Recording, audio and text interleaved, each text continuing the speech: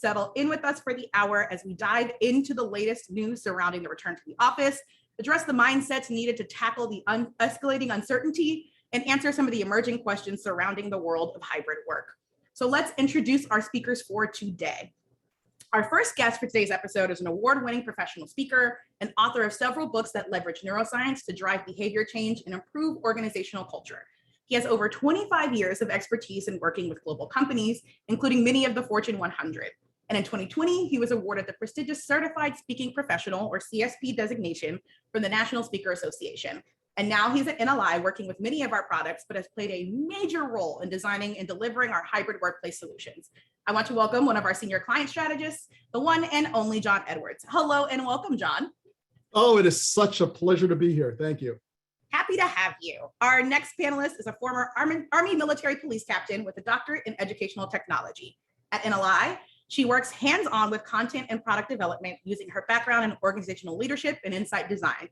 She's leading the charge on our solutions for organization on de-escalation and hybrid work, turning our best and brightest insights into reality. Let's welcome a senior insight strategist at the Neuro Leadership Institute, Dr. Joy VerPlanck. Good morning to you, Joy.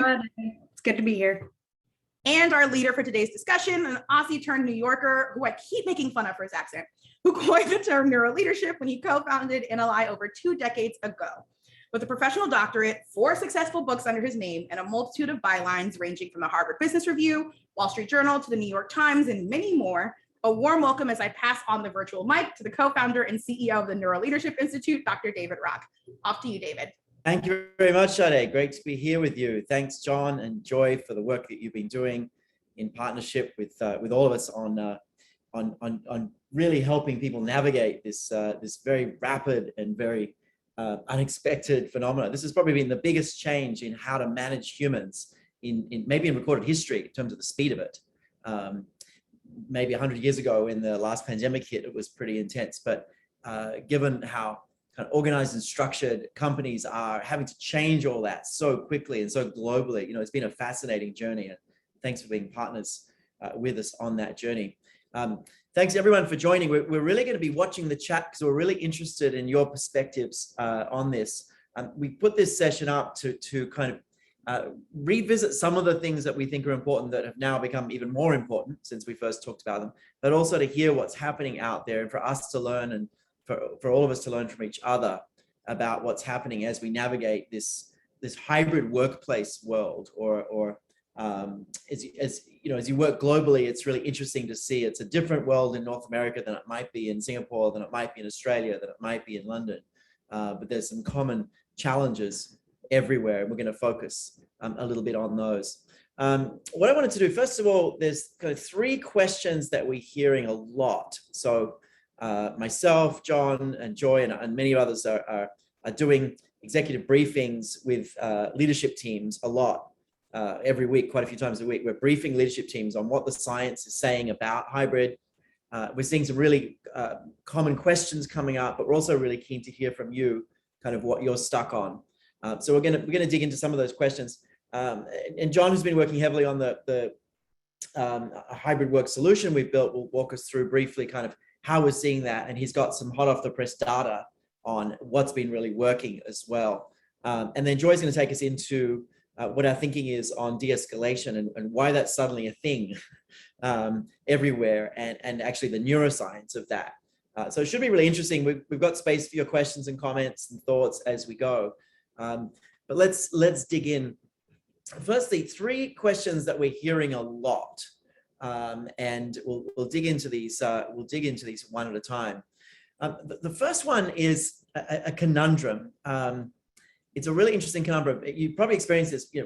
People are going back to the office. More people are working at home than ever. Certainly, some companies are still full work from home. Some are very much at the office, but the majority of companies are doing some form of hybrid. So some at the office and some at home. And the big question that comes up is what do we do with meetings now? And it's an interesting challenge because essentially there are no great options. There are only options that seem bad.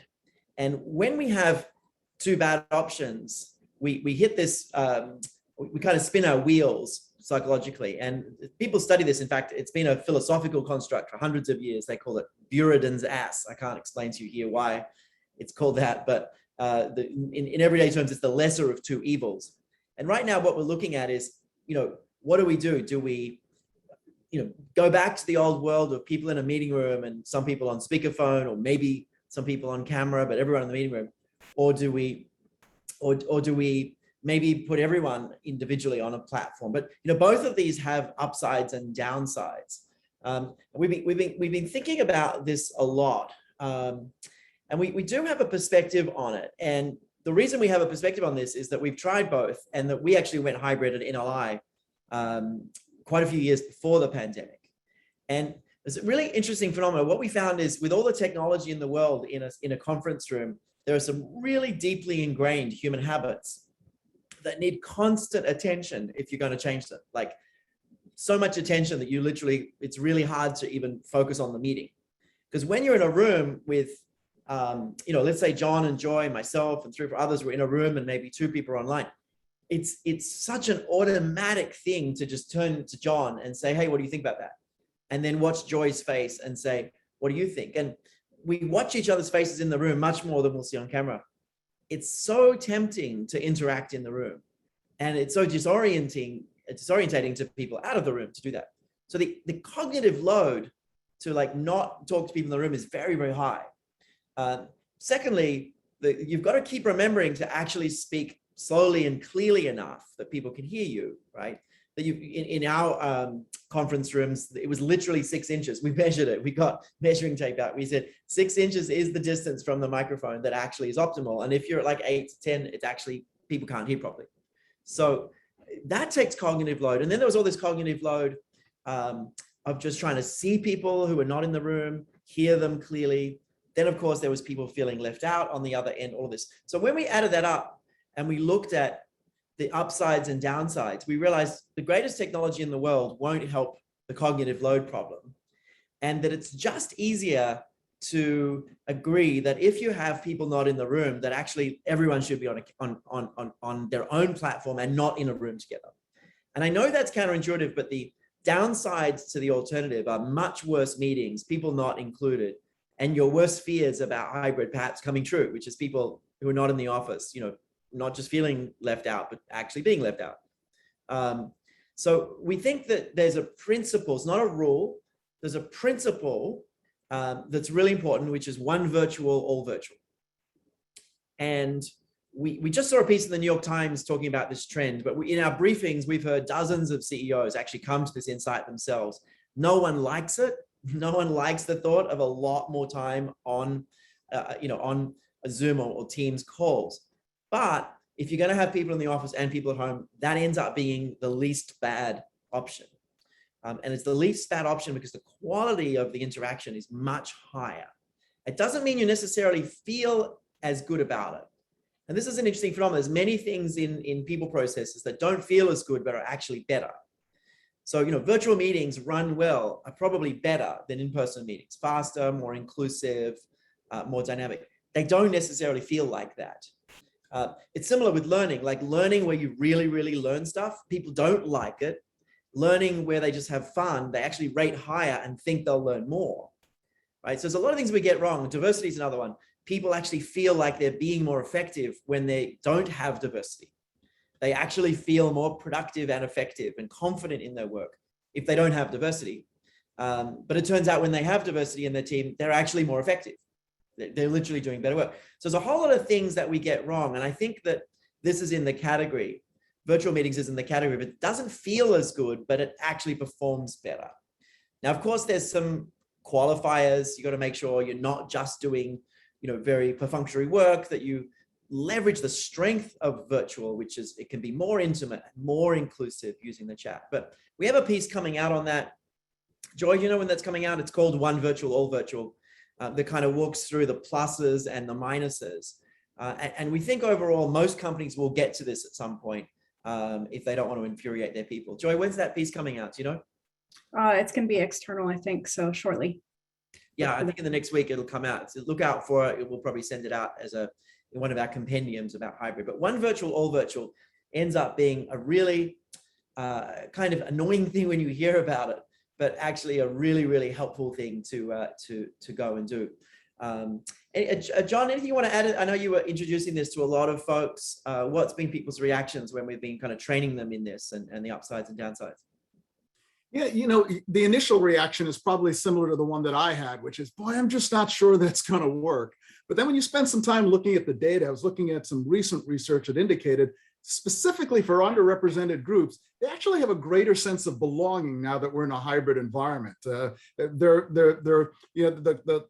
cognitive biases that normally made them feel uncomfortable or somewhat mitigated because the hybrid environment has created a sense of neutrality. And so they feel more comfortable being themselves, being included in a meeting when everyone is virtual. And as you've so aptly indicated, we as leaders can easily create an environment where people really feel excluded when I turn and make a comment to the person sitting next to me and the folks who are virtual can't hear that. So it's not that every meeting has to be a virtual meeting, but the data does really support the fact that we run a high risk of having those virtual folks feel excluded, especially if they're in an underrepresented group, when we have some in the room and some that are virtual. And so it's something for leaders to really start considering.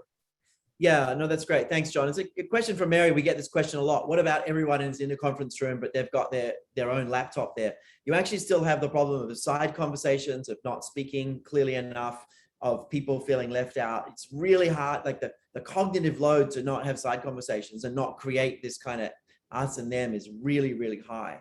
And then you also have an additional problem of people forgetting to mute their microphone and the echoes and all that. So there just ends up being a lot of cognitive load. I mean, experiment with it, but collect data. Like ask people to rate how pleasant the meeting was, but also how effective it was. And, how quick was it is an interesting one. One of the things I love about virtual meetings is the way you can use chat. If you use it thoughtfully, you can speed up work and make it more inclusive. You can ask for parallel comments from everyone. My favorite comment is, if you're here, I value your opinion. So I actually want everyone who's on this call to put something in the chat right now, about what we just presented. So it ends up being very inclusive in ways you can't do in person. So you can have faster meetings, less bias, and more inclusive with this. But it brings up this interesting question. So what do we do? Question two, what do we do in the office then? Why should we even go to the office? And there are some companies that are really experimenting with this. We're a couple of months into this hybrid world. And what we're seeing is that, when people have a back-to-back day of just meetings, given a lot of them are virtual, they may be not going to the office. And when they're going into the office, they're scheduling more relationship building time, more time one-on-one with people, more time to brainstorm and kind of think bigger thoughts. So it's more relationship building. Now, you can do great relationship building on Zooms if you're one-to-one. It's actually a very intimate platform. If you're beaming into people's homes, it's very personal. So it doesn't mean if you're not in there, you're left out, but it is, I think people are doing more kind of big picture things, more relationship building and kind of more fun things, more social things than otherwise. John, anything that you're seeing there on that question from the sessions you've been doing? Yeah, as we'll talk about a little bit later, one of the modules in our Flex program is how to have better, shorter, more effective meetings. And the number of individuals who within 1 week of taking the training course have found this to be an effective way of reducing meetings. Recent numbers are really, really powerful. 95% of the leaders that have gone through the training so far have within 1 week started to institute a way of doing more effective meetings, still building relationships, still getting work done, but it's really been one of those revolutionary ideas for folks to wrap their minds around, and they've been putting it into practice. Yeah, great. We'll dig into that in a second more. And then just to wrap this up quickly, I mean, what we're seeing as a trend, and this is not so much research, but just trend, is that people are repurposing quite a bit of cubicle space for more open space, for more collaboration space, because you're needing fewer cubicles because fewer people are coming in to work privately, quietly. You need more open space for collaboration. And if you're coming in, you probably want to see people. You're not trying to necessarily focus on your own. So more kind of coffee areas and informal meeting spaces. So we're definitely seeing a trend to more of that happening. A quick poll as we dig into this further. Let's put the poll up. We're curious what your organization is doing around hybrid. Are you mostly in the office? Are you mostly working from home still? Are you a mix of the two? Or are you letting people choose from the above? So are you actually letting people choose if they want to be fully at home, fully at the office, or mix it up? And there's a lot of confusion about these things, but I'm going to say mostly because maybe not everyone can be in the office or not everyone can be at home, but let's see what the results are. We've got 180 out of 250. Let's get a few more. We've got the big winner right now. It's mostly from home. Give you another 10 seconds. We've got 200. What are you doing in your organization? If you could click that poll, that would be great. Another couple of seconds. All right, we can close that off, Sade. Thank you. So let's, really interesting. So what we've got is 51% mostly working from home. Now, that's not surprising given some of the interesting things in the news lately. A lot of people have obviously pushed back their decisions or moving back.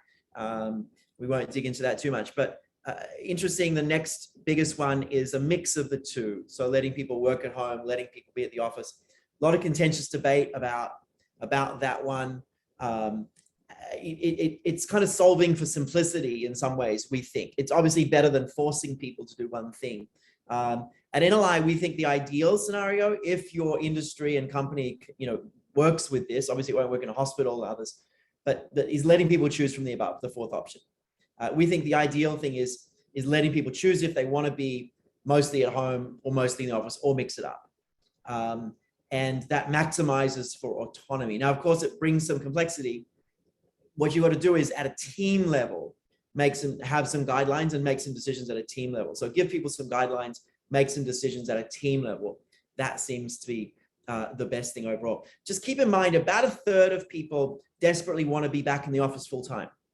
About a third of people want someone else to feed them every day, please. They want to commute. They want the downtime to catch up on podcasts and just kind of have a gap between work and home. They're really craving being back. I overhear this and, restaurants, and as I'm eating, I hear people saying, oh my God, I'm desperate to be back.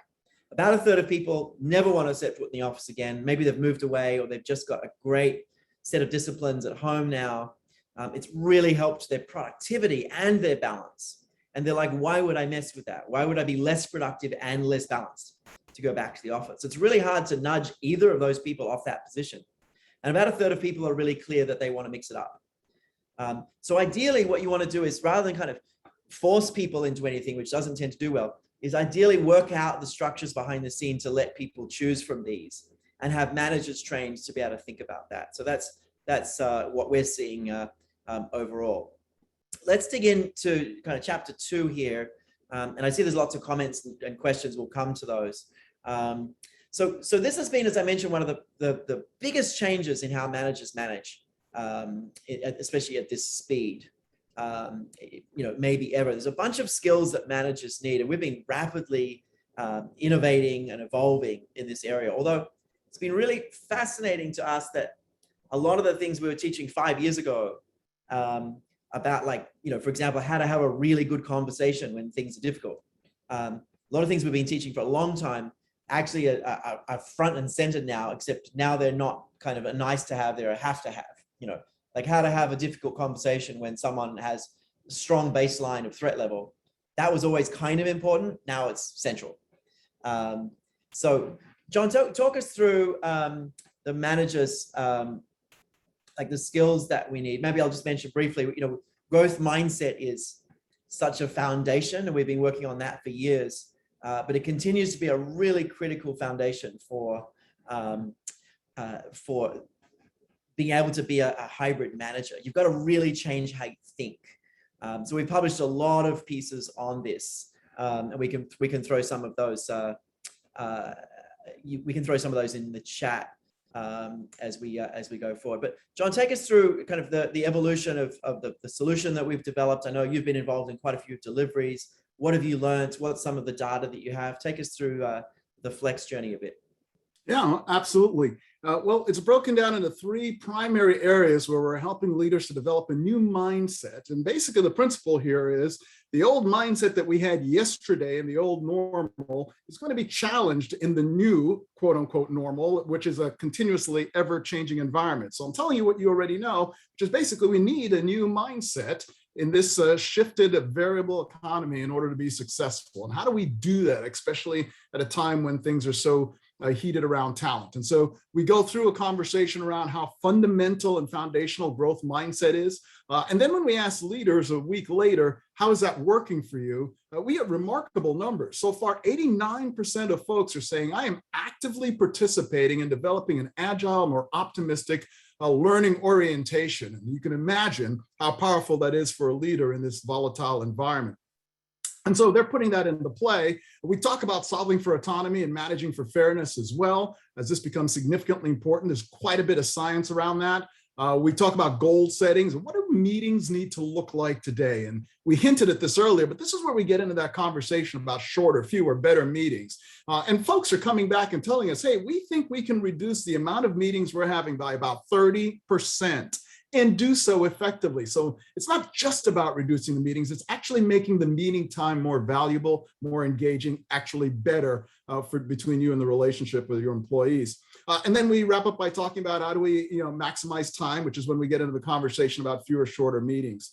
And then, of course, it's so easy for us to accidentally exercise bias in a situation like this where we don't see everyone as we normally do. So there does need to be a conversation there around mitigating bias in people practices.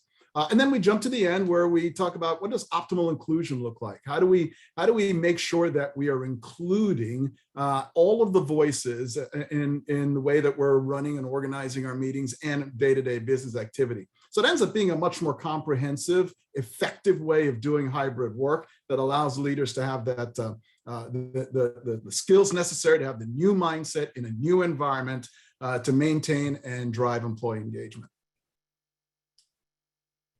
And John, what's some of the data that you were able to pull from the work we've done so far? I know you mentioned that earlier. Yeah, no, absolutely. So when we think about, is this really being effective? Almost 100% of our managers are talking about utilizing the communications competencies that we talk about. So it's not just running fewer, shorter, better meetings. They're actually increasing the way that, improving the way they're doing goal setting conversations, check-in conversations, and are much more efficient and effective. So they're getting very practical tools that can be implemented immediately. And they're doing that almost 100%. I'm thinking, boy, that's just a big number and it exceeded my expectations.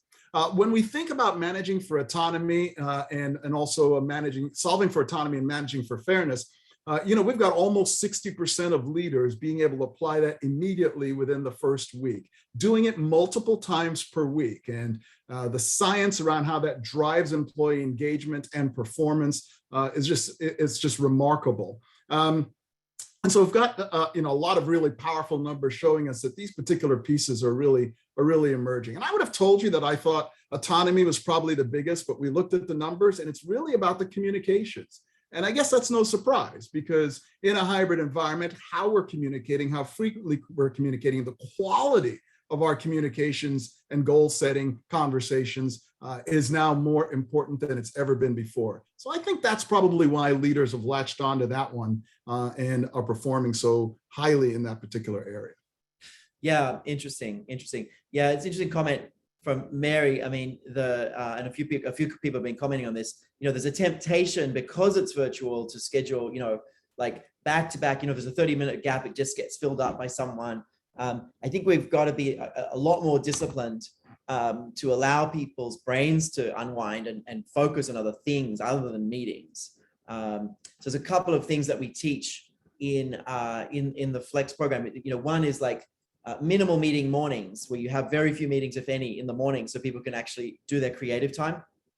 Also, minimal meeting Mondays. So after a rest, your brain is at its best for doing deeper thinking and creative thinking. So if you leave Mondays and mornings open, for example, you're going to find the output and fantastic bump in output for people, especially creative output like original thinking, and whether it's writing or coding or strategizing, people are able to really focus. So, if we're going to have a lot of meetings, leave the mornings open to do your focus work, because that's when you'll do your best focus work. Our research has shown that over the years. So there's a couple of tweaks. Yes, we could be in a lot of meetings if they're all virtual. 25 and 50-minute meetings has to be a pretty strong principle, almost a rule. but you know, you're really important that you get into that habit. It'll take a while. So there are a few interesting things like that need to become habits to work this. But there's some bad habits everyone got into where everything becomes a meeting and everything becomes an hour meeting. There's some new habits to build, and we go into these. Joy, did you want to comment on any of that before we go on? Sure. I think that to address some of the questions in the chat, people are correct. We have needed fewer, shorter meetings for a long time, and this is not different just because we're hybrid now. So we provide some very tactical skills for that. You can say we need a shorter meeting, but unless you prepare for it correctly and provide clear objectives and give advance notice, for instance, and tell people what to expect, then meetings can tend to go off the rails. So preparation is really significant in helping to accomplish something that's needed to happen for a long time. Yeah, it's an interesting one. You've got to be more intentional about meetings, and I think that's a really big piece here. It's interesting. So I want to riff a little bit on Louisa's comment about trust has decreased, and it's an interesting thing. So platforms have this double-edged sword. On the one hand, if you're not careful, they could be you could end up just doing kind of surface level things and never going deep with teams on virtual meetings. Just especially if you have a bunch of people not on camera and you're scheduled back to back and no time to think and prepare for them. You could have a lot of virtual meetings where you're just skating on the surface of things. But actually, with a little bit of thinking and preparation, virtual meetings can be more challenging, more deep, and more even insight rich if you do them right. They don't have to be just surface level. They can actually be deeper, with particularly with using the chat and giving people some quiet minutes to reflect, and put things in the chat. So it's always like we've got to keep talking the whole time, but giving people some quiet time in the meeting to make some notes and think about something and then put in the chat, really lifts the quality of interaction, as one example. So the other thing about the virtual world is you're beaming into someone's home directly into each other's faces. It's actually very intimate if there's not a lot of people. The challenge is when there's a lot of people, like 5 is already a lot, 4 is quite a lot. 2 people, you actually can be very personal and build trust and build relationships really well, one-on-one. You're actually very close to someone in a lot of ways, conceptually. So we've got to make sure there's good one-on-one time, and that not everything is a team meeting. That, if you work with a team of 6 people, you're going to need some one-on-one time with your people. If not every week, then every 2 weeks, to maintain that relationship and build that trust. Make sure that doesn't go out the window. So there's a lot of stuff in here. What we've done is, you can see the word flex on screen, is we've launched a 3-module solution that can be run virtually. We've been doing virtual delivery well before the pandemic. It was more than 3/4 of our work before the pandemic. So we're pretty good at the architecture in this format. But essentially 1 a week for 3 weeks, and it makes it a month of learning. So if you're interested in that, we'll poll you at the end, but you can also just put the word flex in the chat now. If you're interested in learning more about our flex solution, just put the word flex in the chat. Someone will follow up with you, and then also fill in the poll later on. But we've got a really nice solution now, and we can kind of walk you through the details of it. And it's now scaling to thousands of people in organizations. One of the ideas in Flex that's kind of underpinning in the second module around conversations is an interesting philosophy that a number of people struggle with. And going back to the trust question that I said I'd riff on, there's this thing that needs to happen, is that you need to shift from a surveillance mindset to an outcomes mindset. And it's something that's been written about for a while. But a surveillance mindset is sort of often accidental. People don't even know they have it. A surveillance mindset is kind of, you're used to, as a manager, you're used to, seeing your people. And if they're at work, you feel good that they're working, right? And you can see what they're working. You might bump into them every day or every few days, see what they're working on. You get to feel a sense of certainty and a sense of control, right? 2 of the 5 big things from the SCARF profile. So you're feeling positive about your people. You feel like you know what's going on. But you may have unconsciously developed a surveillance mindset, which is if you see people working, then they're doing things. And as a result of that, you don't need to necessarily lift up and think about what should they be working on. You just feel good that they're working, they're busy, right? But you're not forced to kind of think about what should they be doing.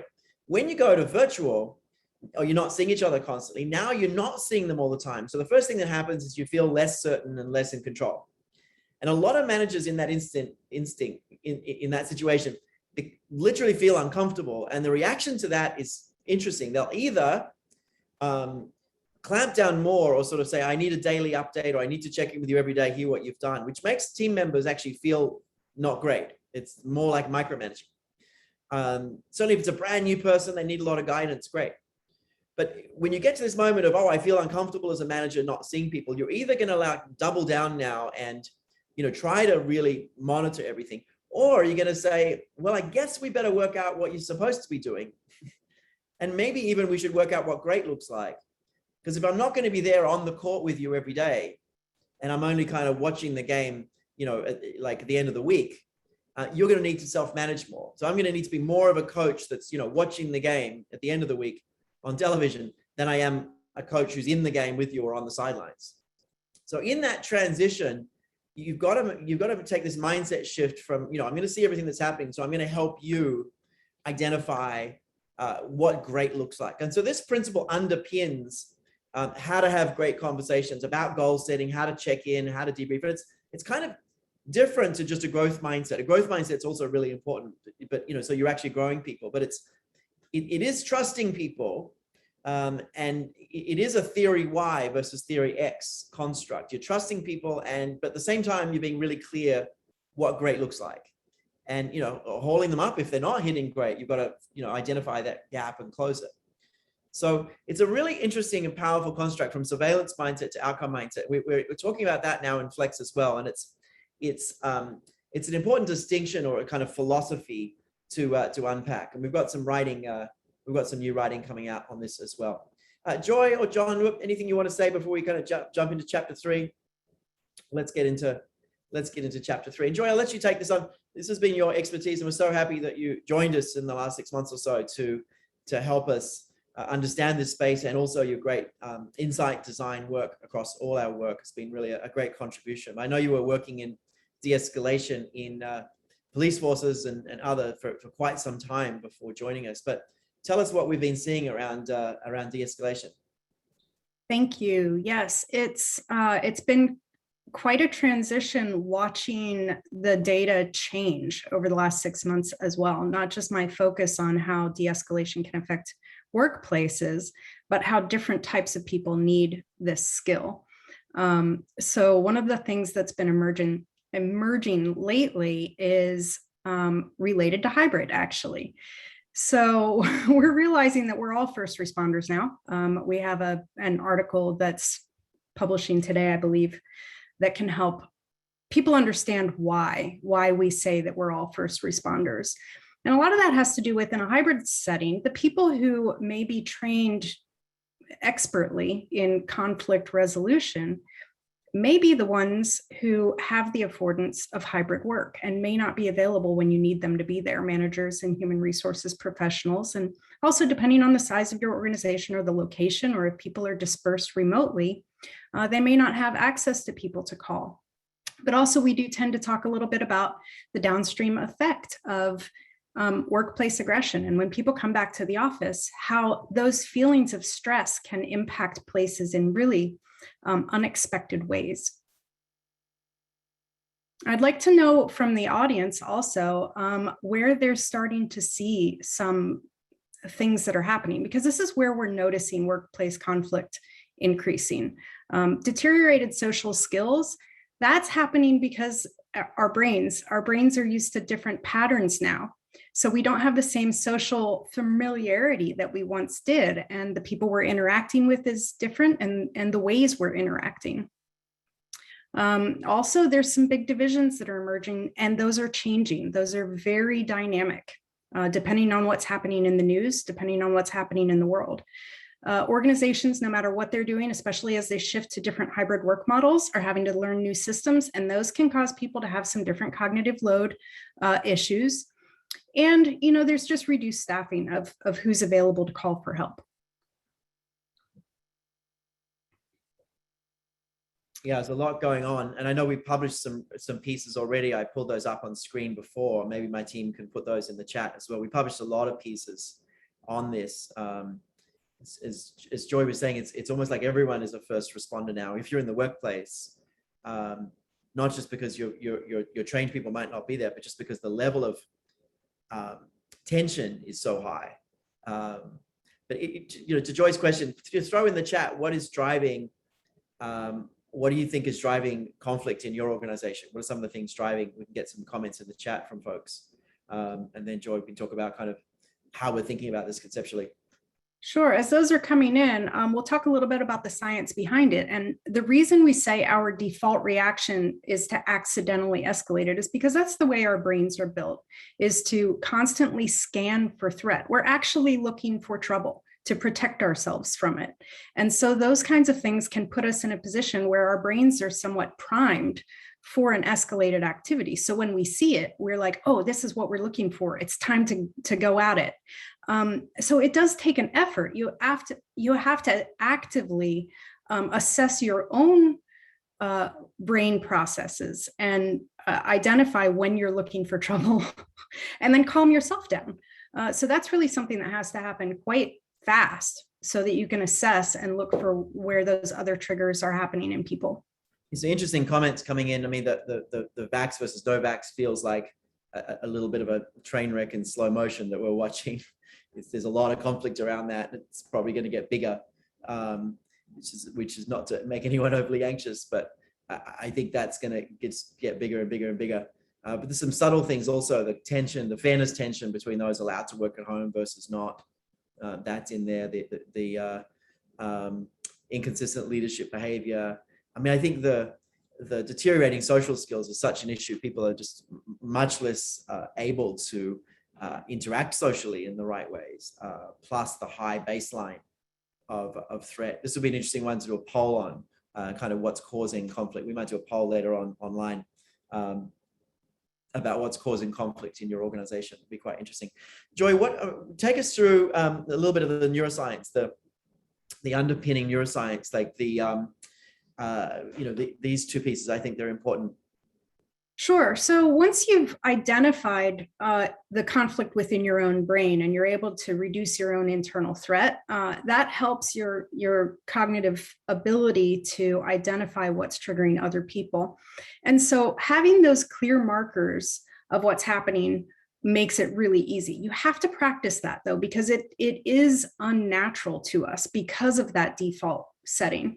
So there are things that we talk about the SCARF model, and a lot of our audience is very familiar with this, but this becomes something really sticky and easy to identify once you learn it. And so once you can do that, you can quickly target that and focus your attention on it and reduce the threat in the other person. But you can't think through that if you're also threatened. So it really comes back to that first step of calming yourself down and then taking a look at the markers. Yeah, some interesting questions. Wynn's saying, is this a form of interoception training? In essence, yes. I remember when we taught this to the police, we were training police in de-escalation, which is slightly different to what we're doing with workplace now, but they literally did not have language or constructs at all for different levels of threat. And for them, it was just go in and make sure no one is physically hurt. But they didn't notice that people already at very high arousal don't listen well, don't hear well, and they just sort of treated everyone homogeneously.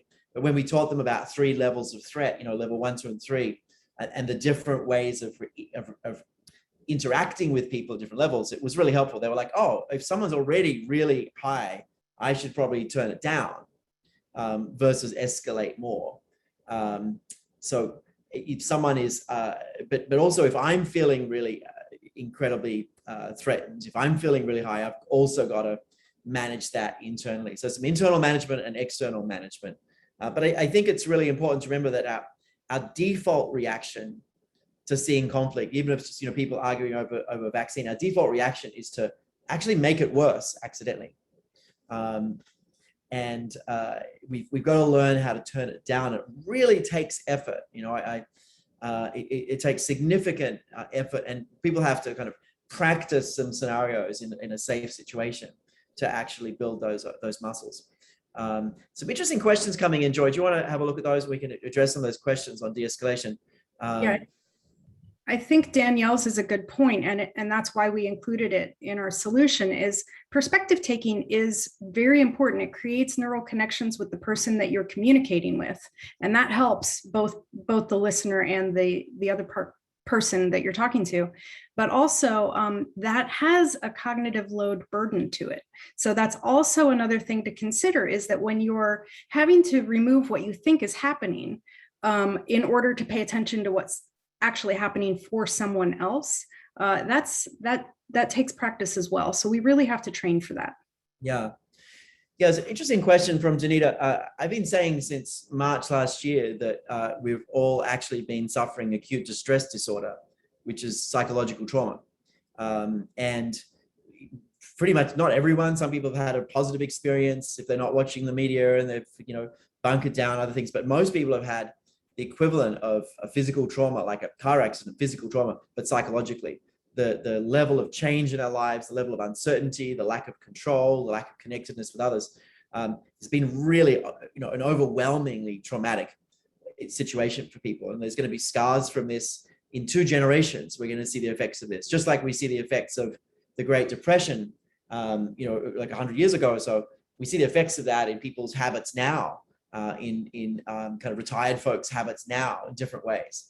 We're going to see the effects. So it's a very, very strong experience. And so our hypothesis is people have a baseline of trauma, and how do we de-escalate folks when they have that baseline of trauma? What are the things that we actually need to do? So let's assume they've got a really high baseline. And how do we interact when we see conflict happening as a result? It's called acute distress disorder, called psychological trauma, and most people had it. The other thing to think about is that we're going through these 3 stages. We've also been talking about this for a while, but you know, we went through shock, which was kind of running on adrenaline, not yet feeling pain, like March, April last year. Then we went to the second stage, which was feeling pain, which was, you know, never ending, and that was kind of March, April through till, or sort of April, May through till recently. Start of the summer, we all got excited and thought we were coming out of the pain, and we started to picture ourselves rehabilitating.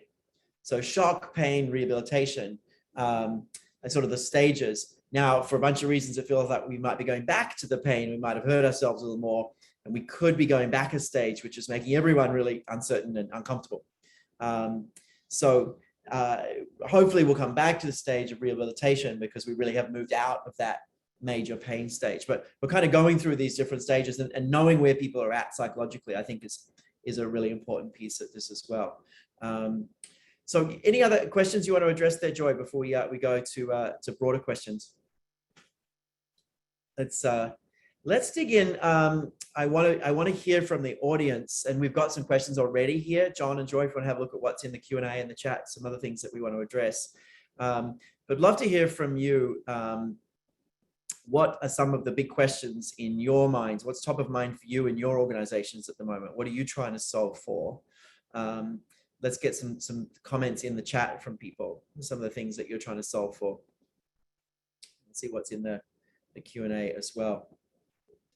I'll address an earlier one about virtual. Somebody envisions people attending virtually from their office and some people attending virtual from home. And some of us may have an experience bias where we think of the workplace as a small building and you just walk down the hall to go to a meeting room. But if you think of a larger organization, you're actually saving a lot of time going to a meeting room if it's on another floor or in another building across campus. So we're talking about productivity issues with going back to the one virtual, all virtual as well. Yeah. There's an interesting question from Danny that do we think hybrid is permanent? Look, there are certainly types of work where being together is beneficial or kind of necessary. You know, I was talking with a major hedge fund yesterday, and they've got enormous sums of money, and they said, you know, for security purposes, we actually need people in a room together with a supervisor, and that's understandable. you can totally get that. If you're in a trading room and you've got people where seconds count and they're trying to collaborate, you've got lots of brains collaborating, really fractions of a second count, you're going to want people together in a room, right? And then you've got hospitals, you've obviously got retail. So there are many different kinds of environments where it will make sense for folks to be in person together, and maybe some folks behind the scenes. But then there are huge parts of the economy where it's not necessary for people to be in the office. And again, I think it's really hard to make one hard and fast rule. And I think what will be sustainable over time, I think what we'll see, what was going to be sustainable over time, is allowing as much as possible, allowing people to make that choice. Oh, I want to be in the office full time. Oh, I want to be at home. Oh, I want to mix it up. Like, the more we can give people the support to do that, the better. Now, we were just talking with the CEO of Zoom and Palo Alto Networks. I interviewed them a couple of weeks ago as part of the flexwork.life consortium. That's really interesting. And both Zoom and Palo Alto Networks and Splunk and Uber and Box and Pinterest, a number of technology firms, have actually made the commitment to that level of flexibility. They've said, you know what, most people in our companies can be anywhere, so we're going to let them decide. And the CEO of Palo Alto Networks said, you know what, people want to come to the office, we'll support that. We'll put in areas where they can connect, we'll change the configuration so it's more social. People want to stay at home and work, and that's where they're most productive. Great, let's let them do that. So there are a bunch of CEOs that are kind of getting this perspective. It's quite technology heavy, but many industries can do this across insurance and obviously professional services of many sorts, all sorts of places. The work can be done just as effectively, maybe even better. So long answer to a short question. I think we'll see hybrid here for a long time. I think we're going to see a much greater proportion of people working from home across the economy than we ever have. And I think that should be a healthy thing for everyone. John, what's your perspective? Yeah, David, I'll just build on that and agree with you there. And I'll ask a question about, hey, what are we seeing relative to why folks are leaving their jobs? And we know it has a lot to do with a number of different things, but just look at some recent work that Gallup has done and Yahoo Finance and Harris Polls have released. You're basically looking at large numbers of people who are either currently looking for a new role or are already actively transitioning out of the role. And as you look at the list of reasons across a multitude of polls, you usually find in the top 5, in the case of the Yahoo Harris poll, it was, I think, number 3. It's all about a better work-life balance. And it's usually among the top 3 to 5 reasons why. So this concept of, will a hybrid environment stay? I'd agree with David there. I think employees have had a taste of this. Their personal situations have changed. There's a variety of reasons, but given the job market right now, organizations are having to take a serious look at how they're going to successfully do this kind of work. They're calling it the Great Resignation. There's the largest number of people changing jobs in pretty much recorded history. And there's the 2 reasons for that. One is the tight labor market, so people know that they actually will get a job, right? But the biggest factor, we think, is it's one of the few ways to gain the biggest bump in your sense of autonomy or control of your life. And autonomy was something that really declined, right? We felt like we had no control in life, which is a very painful experience, literally activating pain networks. Whereas activating a sense of control activates reward networks and feels great. So a lot of people are saying, look, I can have the most control over my life now if I actually get a job. And by the way, there's lots of jobs now. And then there's a third factor is people had a lot of time to think about their values, what they really wanted to do. So a lot of people had the opportunity to really reflect, and life's big questions kind of hit us a lot harder when we we're at home, isolated, etc. So for a lot of reasons, there is a big trend in people moving around. And again, lots of people do want a lot of flexibility. And if you're forcing people back into the office, you will lose a bunch of those people, but you still have a third of people, really want to be in the office.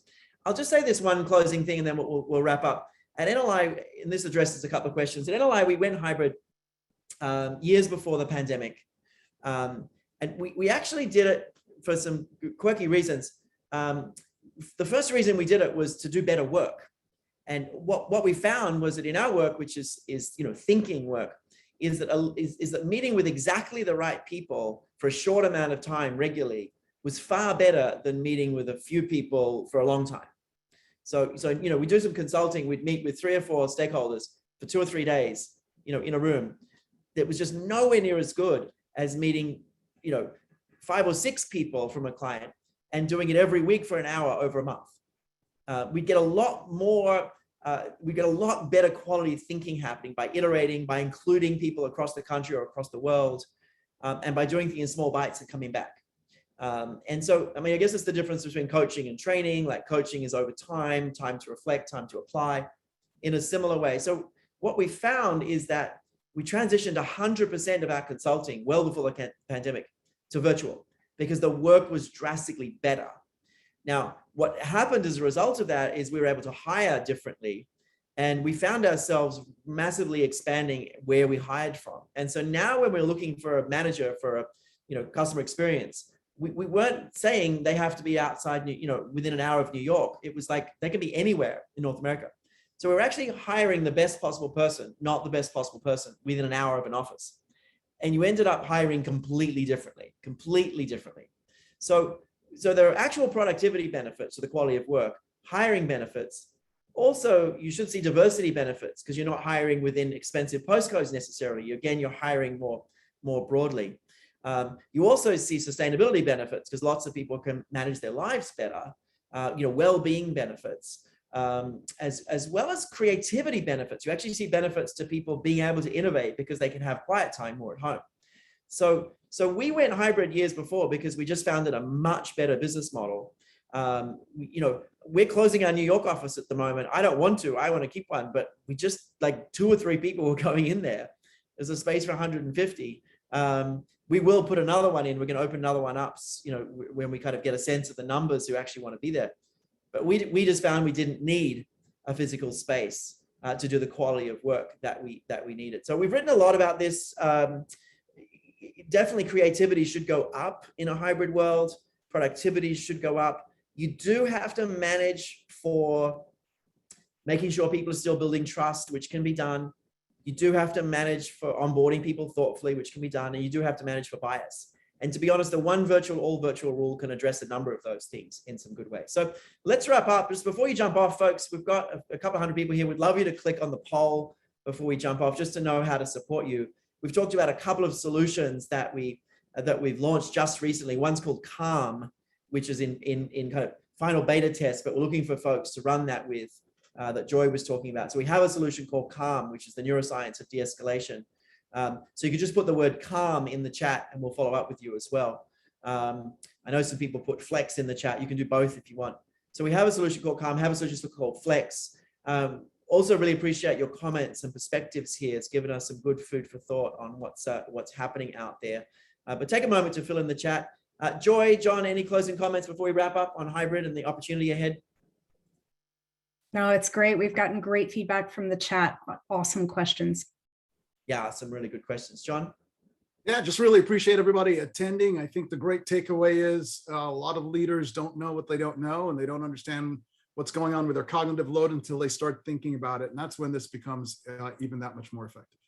And let us know if you need help convincing your leaders that forcing everyone back to the office is the worst idea ever, unless they're obviously I mean, it might make sense if you want to, if you do want to shake up a big chunk of your employees and there's positives, and you've got plenty of people who want those jobs, there could be some benefits. So it's not necessarily the worst idea ever, but in many instances, there are going to be better options. If you need any help convincing your leaders of the whole science, we're doing a lot of executive briefings on what the science really says. It's a hard thing to think about, and your gut says, bring everyone back in. That's an expedience bias. It's probably not the best idea. So we've written a lot about this, but feel free to reach out to us for an executive briefing to your top team on kind of how to think about the decision and all the science. So thanks very much, John, Joy, Sade, back to you to close off.